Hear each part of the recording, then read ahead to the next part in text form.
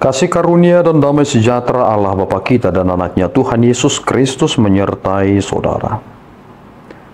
Amin. Shalom saudaraku yang terkasih, di dalam nama Tuhan Yesus Kristus senang bisa menyapa saudara di tempat saudara berada hari ini dalam dimensi yang berbeda, tetapi dalam dunia yang sama. Sebagai insan yang diciptakan untuk Tuhan, sebelum melakukan rangkaian aktivitas kita pada hari ini, marilah kita mengawalinya dengan memuliakan Tuhan lewat pujian kita dan mendengarkan firman Tuhan.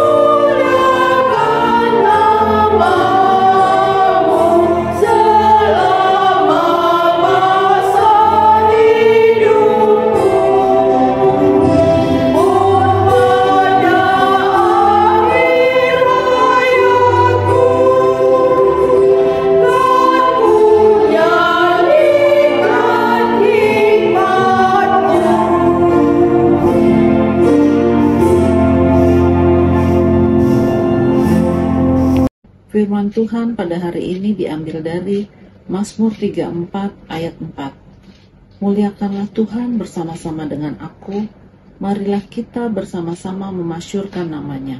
Demikianlah firman Tuhan. Saudaraku yang terkasih di dalam nama Tuhan Yesus Kristus, judul perikop kita pada hari ini adalah dalam perlindungan Tuhan. Tetapi ada sebuah hal yang menarik ketika saudara membuka Alkitab saudara, yakni pada ayat yang pertama dari Daud pada waktu ia pura-pura tidak waras pikirannya di depan Abimelek sehingga ia diusir lalu pergi. Ternyata Daud menunjukkan betapa cerdiknya dia. Ketika dia sudah diperhadapkan kepada kematian, dia berpura-pura tidak waras. Apakah yang bisa menolong dia sehingga dia bisa diloloskan? Apakah karena dia berpura-pura tidak waras, ataukah karena ada Allah yang berada di belakang ini semua?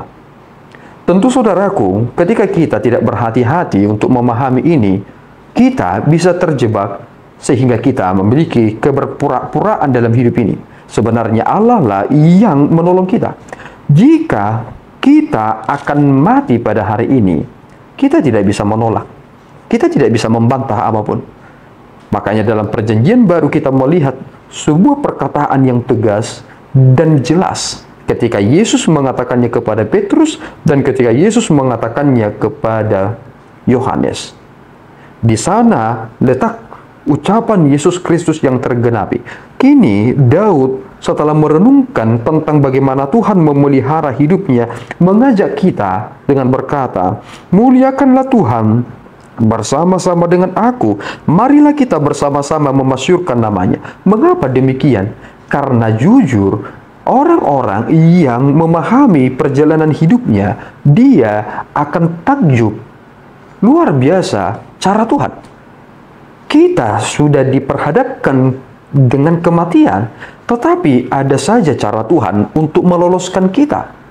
Tuhan yang menciptakan manusia, terlebih hati manusia, Tuhan yang tahu.